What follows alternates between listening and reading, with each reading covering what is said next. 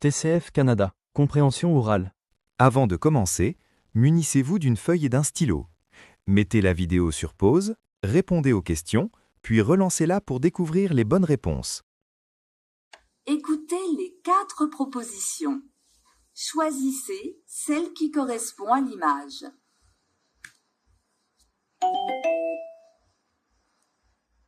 Regardez l'image 1. A. J'aimerais ouvrir ce colis. C'est un cadeau. B. Je n'arrive pas à écrire le courrier pour le directeur. C. Je voudrais envoyer cette lettre, s'il vous plaît. D. Le facteur est passé. Tu vas chercher le courrier?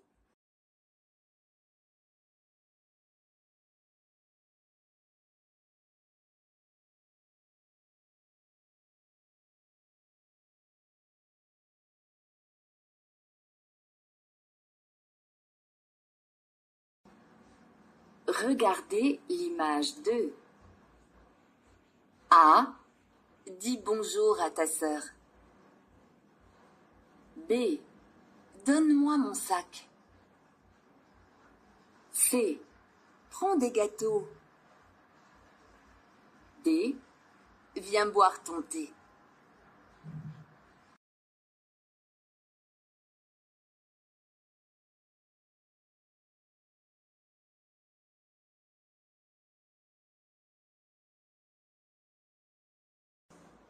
Quel est le prix de ce kilo de pommes, s'il vous plaît?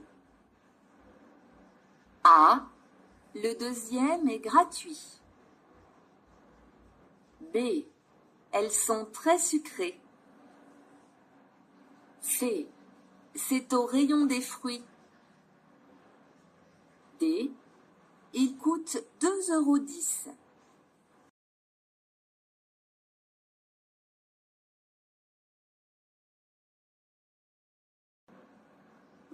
Mon ordinateur ne fonctionne plus. Je ne sais pas comment faire pour mes devoirs. Tu peux m'aider, s'il te plaît? A. Oui, c'est un bon conseil. B. Oui, il coûte trop cher. C. Oui, j'arrive tout de suite. D. Oui, tu as bien travaillé.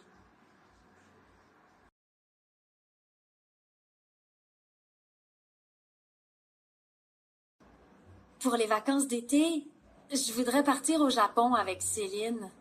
Qu'est-ce que t'en penses? A. C'est vraiment dommage. B. Elle aime beaucoup cette ville. C. J'ai un peu de temps libre. D. Quelle bonne idée.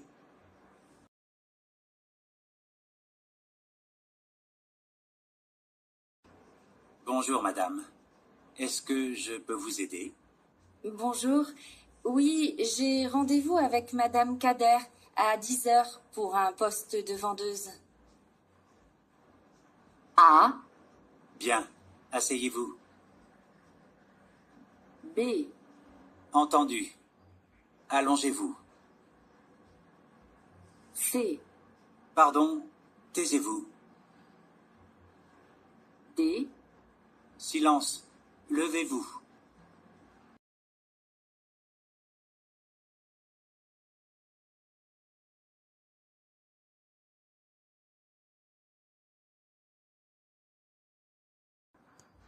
Bonjour madame, je voudrais réserver des places pour le spectacle de danse du 18 décembre. À cette date, il reste des places à 30 €. Ah, je ne voudrais pas payer plus de 20 €. Et pour la représentation du 17? Désolée, c'est pareil.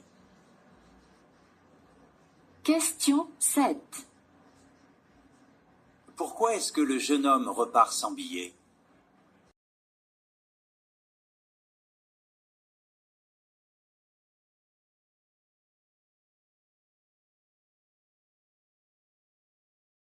Hôtel du Centre, bonjour.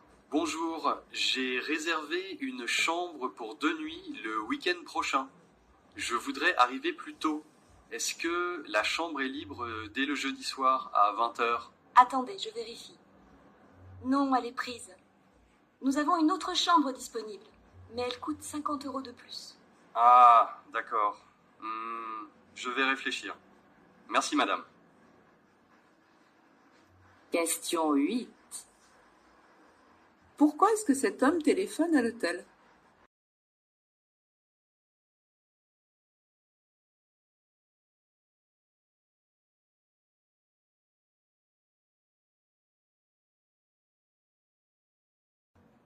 La météo a annoncé de la neige sur Montréal.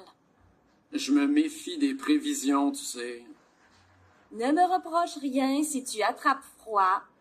Bon, d'accord. Pour une fois, je vais t'écouter. Je prends mon manteau. Question 9. Que décide de faire l'homme?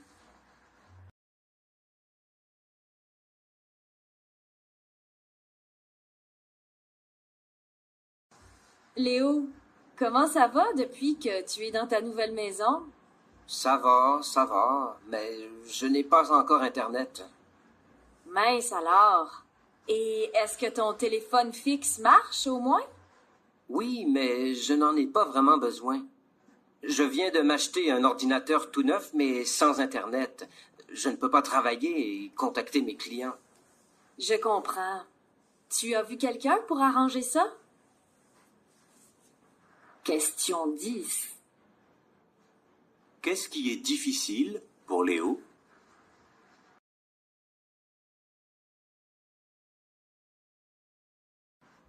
Allô, Paul, tu peux m'aider? Qu'est-ce qui t'arrive, Lydie? J'ai laissé mes clés de voiture dans la salle de conférence et elle est occupée jusqu'à 20h. Je peux te ramener si tu veux. Oh, merci, ça m'arrange. Je dois être chez moi à 18h30. Demain, je viendrai en transport. Question 11. Quel est le problème de Lydie?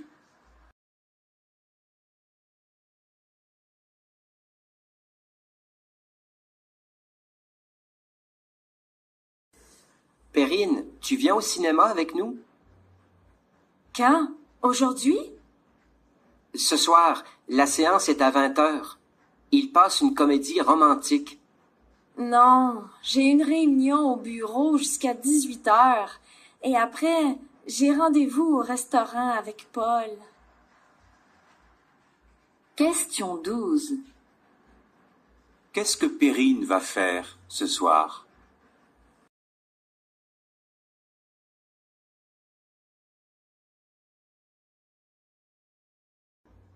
Salut Marion. Salut Thomas, ça va? J'ai une journée difficile au bureau. On prend un verre quelque part et tu me racontes ton week-end? D'accord. Mais avant, je dois passer à la pharmacie. Ce n'est pas loin? Je suis fatigué, moi. Question 13. Qu'est-ce que Thomas propose à Marion?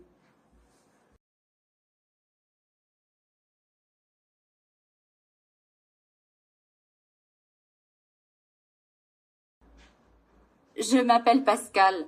Ça fait 4 ans que je travaille dans une école maternelle. Je suis chargée d'aider les enseignants dans la classe. Alors, le plus dans le métier pour moi, c'est les relations avec les enseignants et les enfants. Ça, on a vraiment beaucoup de chance à ce niveau-là, surtout avec les enfants. Les côtés négatifs du métier, je dirais peut-être les journées un peu longues dans le bruit, parce que les enfants sont quand même en général bruyants. Question 14. Qu'apprécie Pascal dans son métier?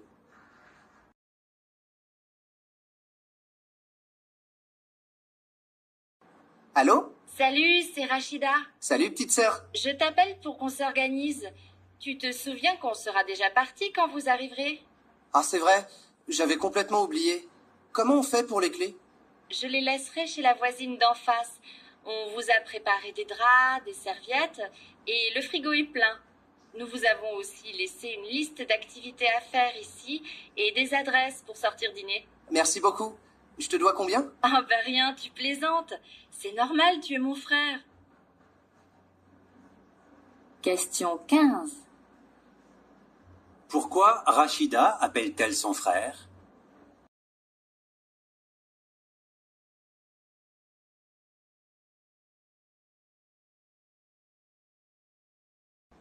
Samira, tu viens de Matagami. Depuis ton installation à Québec, qu'est-ce qui te manque le plus? Il y a les parents, ma sœur, les copains, mais entre les mails et le téléphone, ça ne me pose pas plus de problèmes que ça. Bien sûr, il me manque, mais c'est si agréable de vivre ici à Québec que je pense y rester quelques années. Question 16. Qu'explique cette personne nouvellement installée à Québec?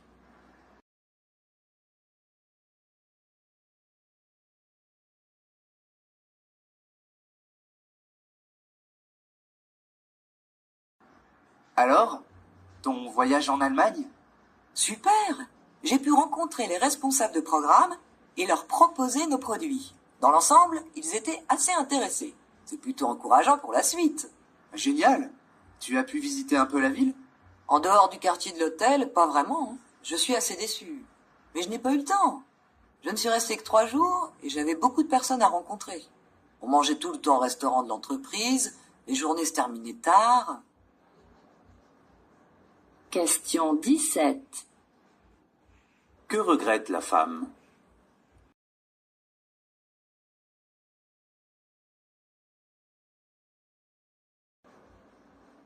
Tom, c'est Sarah. Je viens d'avoir ton SMS, mais je peux pas te répondre. Je suis en réunion en ce moment. Pour ce soir, pas de problème. Je te rejoins au cinéma à 20h et j'achète le popcorn. Question 18. Qu'annonce Sarah à Tom?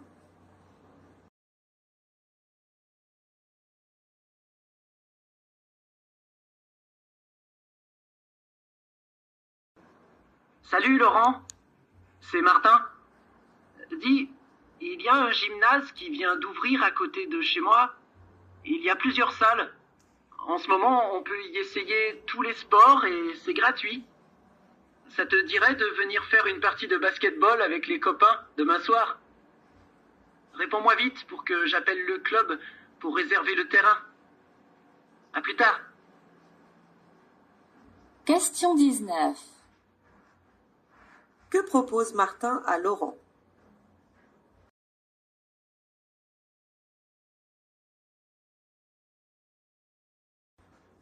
Ah, j'ai commencé dans l'entreprise.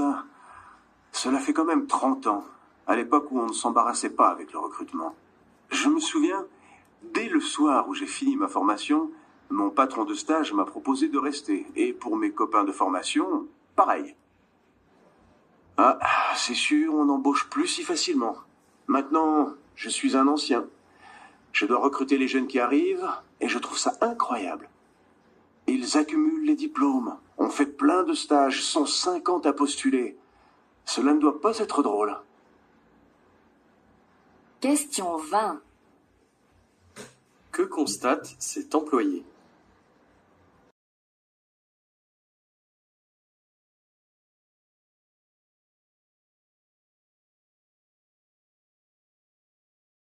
Stéphane, est-ce que Corinne est rentrée de sa mission au Japon? Oui, elle était au bureau hier et aujourd'hui, mais elle est très fatiguée. La pauvre, sa mission a été plus difficile que d'habitude? Oui, elle a eu des réunions dans plusieurs villes. Elle n'a pas arrêté de circuler. C'est sympa, elle a pu découvrir plein de lieux différents. Pas du tout. Elle terminait très tard le soir. Elle devrait prendre des vacances. Impossible. Elle repart pour une conférence au Canada, la semaine prochaine. Question 21. Qu'apprend-on sur Corinne?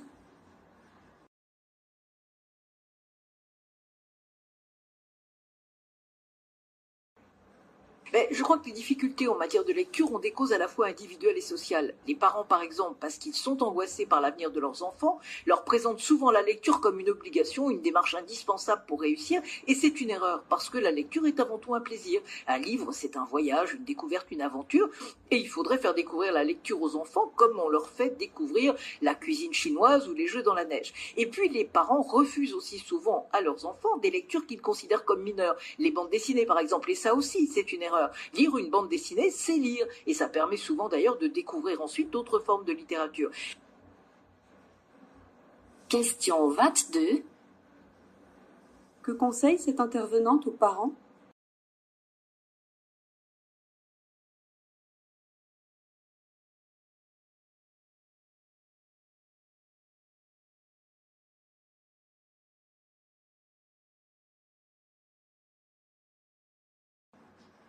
Malheureusement, je n'ai pas de vacances. Je viens de changer de travail. Ah bon? Tu ne te plaisais pas là où tu étais? Si, l'ambiance était vraiment bonne. Et j'avais un bon emploi du temps. Oui, je me souviens. Et tu as trouvé encore mieux? En fait, c'était sympa, mais je n'avais pas de possibilité d'évolution. Alors que là, les perspectives sont bonnes. Enfin, si je survis aux horaires imposés. Et l'ambiance est aussi bonne qu'avant? Oui, je pense que ça va aller. Mais je ne connais pas encore beaucoup de monde. Il faut du temps. Question 23. Qu'apprécie la femme dans son nouveau travail?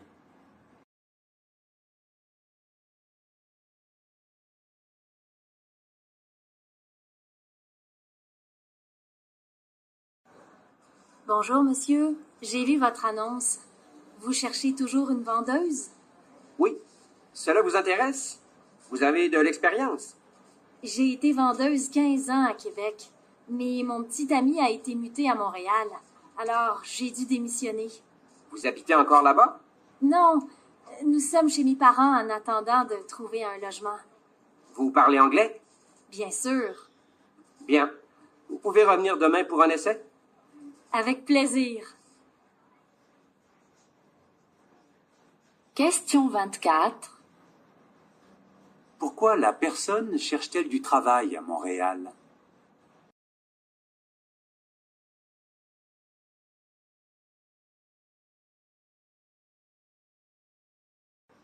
Deux manières de ne pas goûter les aliments. C'est de manger en silence, on les trouve moins bons. Ou de manger avec un bruit sonore, de la musique constamment, ou un bruit de fond continu qui altère le goût des aliments. La dimension sonore adaptée au goût des aliments, c'est la parole.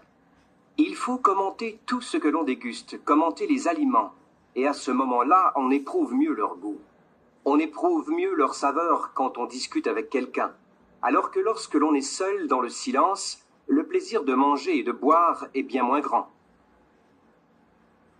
Question 25. Selon cet homme, qu'est-ce qui permet d'apprécier pleinement ce que l'on mange?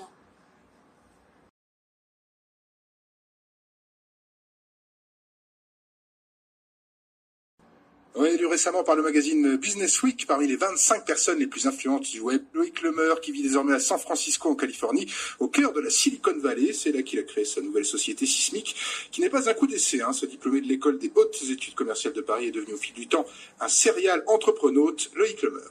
Mon père était entrepreneur et mon grand-père aussi. Il était commerçant. J'ai jamais eu vraiment envie de travailler pour qui que ce soit d'autre que moi, y compris, peu importe la taille en fait de ce que je faisais. Je pense que je serais volontiers indépendant. J'ai toujours voulu créer ma propre entreprise dans l'internet. Donc c'est les deux passions que j'ai toujours. Question 26. Que veut Loïc Lemeur?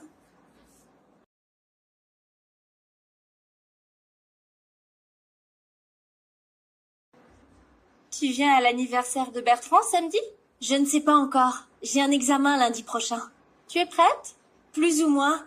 Mes cousins de Toulouse sont venus passer une partie des vacances à la maison. Et j'ai dû leur faire visiter les monuments et les musées de Paris. Tu as pu travailler un peu? Oui, mais je dois encore étudier les maths. Question 27. De quoi parlent les deux jeunes filles?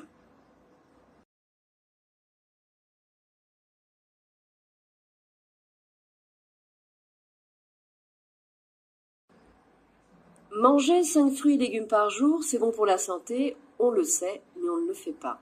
Avouez, vous avez essayé, mais vous n'y arrivez pas. Miammiam.fr va vous y aider. Ce site propose des paniers avec des produits frais et de saison, le tout livré gratuitement partout dans le pays, chez vous ou sur votre lieu de travail. Question 28. Quel est le but de miammiam.fr?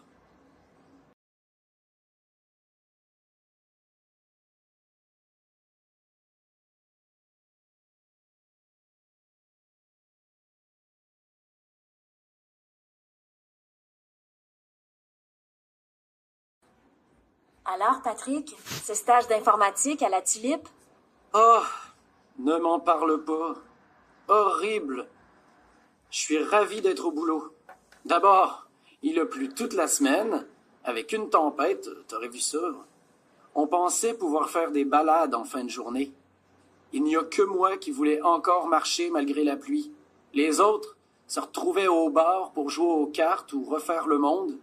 D'autres ont passé leur temps devant la télé. Eh bien, bravo. Pour prendre le bon air, c'est réussi. Et je ne te décris pas le trou que c'était. Rien à voir à des kilomètres à la ronde. Question 29. Qu'est-ce que Patrick était le seul à vouloir faire?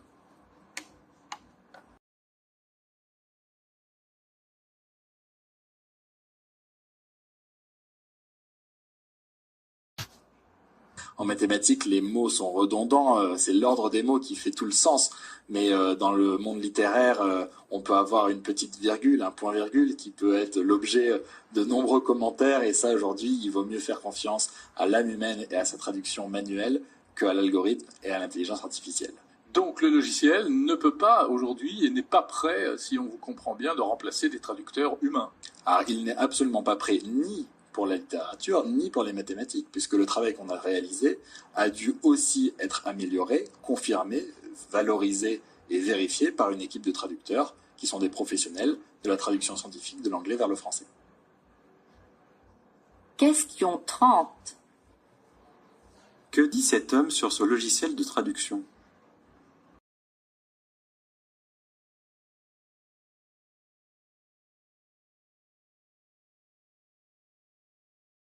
Là, on vient très récemment d'observer pour la première fois un trou noir, Hubert. Quelle a été votre réaction? Oui, c'est le moment où on découvre une chose pour la première fois, et surtout le fait que cette idée des trous noirs, qui a été inventée par Einstein dans les années 1910-15, je me souviens pas, c'était au départ une théorie. Et de trouver que le comportement de ces trous noirs existe, c'est une confirmation de la valeur de la science en général, qui sont par exemple les idées des trous noirs. Ça vous donne confiance dans la science. Question 31. Selon Hubert Reeves, pourquoi cette première observation d'un trou noir est-elle importante?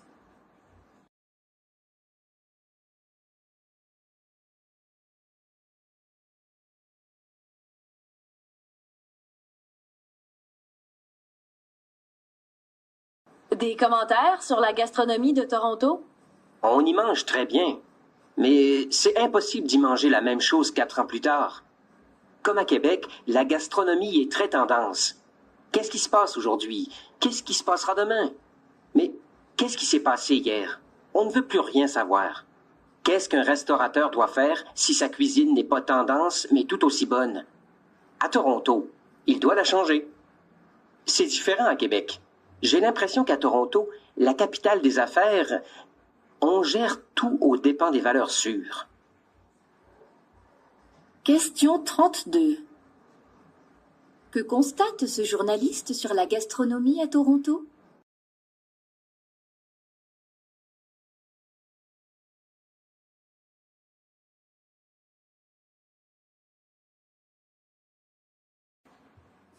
Au moment où l'on semble découvrir qu'il faut, pour fabriquer un plat cuisiné, un trader aux Pays-Bas et un autre à Chypre, un atelier de découpe de viande en Roumanie, un grossiste en Midi-Pyrénées, une usine au Luxembourg, Ne serait-il pas temps d'examiner d'un peu plus près ces fameux circuits courts? Les quoi? Les circuits courts. Des modes de distribution alimentaire qui limitent les intermédiaires et les distances parcourues entre le producteur et le consommateur. Réseau d'achat groupé, vente directe, commerce locavore, et si le circuit court-circuitait notre modèle agricole, et si la consommation de proximité devenait une alternative crédible à l'agriculture mondialisée? Question 33. Qu'apprend-on sur la mise en place des circuits courts?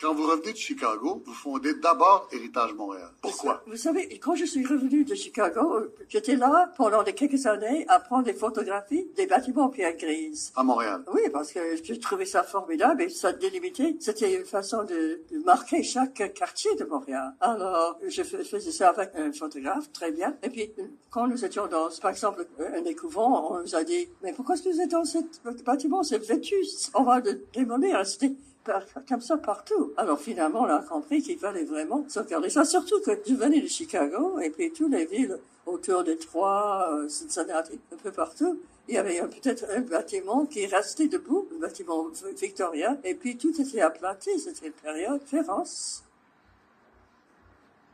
Question 34. Dans quel but a été fait ce reportage photo?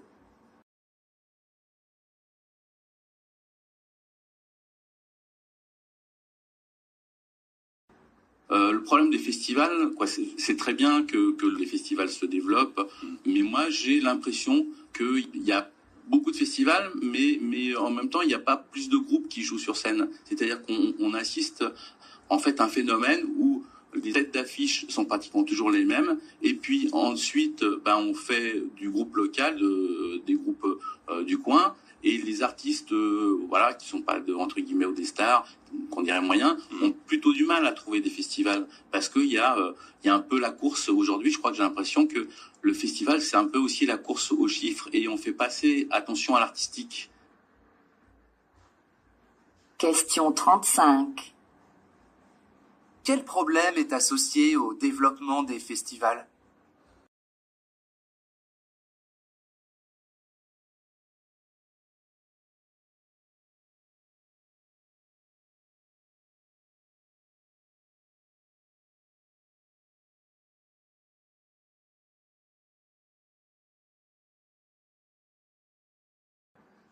Il y a un manque de clarté au niveau de la politique des dates de péremption au Canada. Parce que souvent, les consommateurs vont peut-être jeter des produits quand la date meilleure avant est passée. Mais ça ne veut pas nécessairement dire que le produit est insalubre. Le produit peut être encore bon. Il y a des forces démographiques qui jouent contre l'industrie. Il y a une soif de profit au sein de l'industrie. Pourquoi? Parce que les gens mangent moins. Les gens vieillissent au Canada. Donc, comment fait-on pour atteindre nos objectifs de vente quand les gens mangent moins? Alors, il faut trouver de différents moyens pour augmenter ces recettes. Question 36. Qui est lésé, d'après l'intervenant?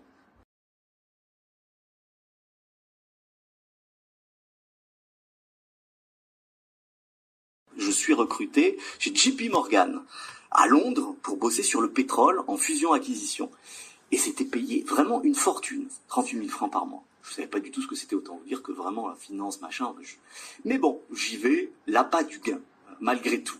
Et l'appât du gain, pourquoi? Parce que je me suis endetté pour financer cette école de commerce. Voilà, je découvrais des trucs dans le prolongement de cette école de commerce et je me rendais compte, expérience après expérience, que c'était pas du tout ma voie et que je n'avais sous aucun prétexte, même un prétexte financier très important, je n'avais envie de poursuivre dans cette voie.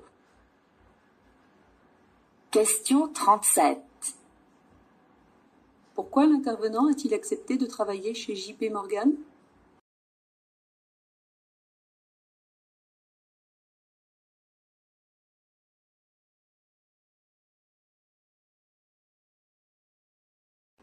Les pays européens sont presque tous d'excellents élèves de l'écologie. Est-ce une bonne nouvelle? S'interroge le Figaro. Pas si sûr. L'Europe, dit Gérard Dupuis dans Libération, ne paraît vertueuse que parce que son double décimètre était truqué. Les quotas de rejet de CO2, fixés à l'avance, ont été calculés de manière à ne pas trop effaroucher les industriels. Du coup, ils ne servaient à rien.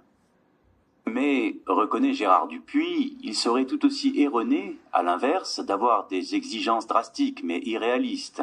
Les industriels savent d'ailleurs agiter un épouvantail efficace. La méthode la plus simple pour arriver à une absence complète de pollution, c'est de fermer une usine et de la délocaliser sous d'autres cieux. Ce n'est pas toujours une menace en l'air. Question 38.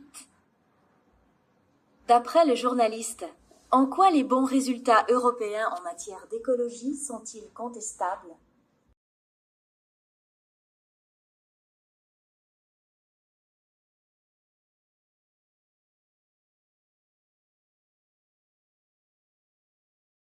Tes recherches sur les algues, ça avance? Oui, pas mal. Mais tu étudies quoi au juste? Leur système de reproduction. Dans un milieu aquatique, le vent ou les insectes ne jouent évidemment aucun rôle. En fait, ce sont des petites boules au bout des tiges qui se fendent et attirent les cellules mâles pour les féconder. Et à quoi te serviront ces découvertes? Par la suite, on pourra multiplier ces algues et les utiliser dans la composition des produits pharmaceutiques. Question 39. Que cherche à étudier cette personne à propos des algues?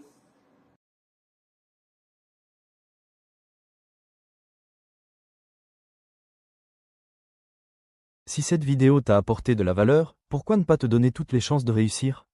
Le pack complet de préparation est disponible. Merci de remplir le formulaire en description. Pour recevoir plus de vidéos, n'oubliez pas de vous abonner, aimer et partager.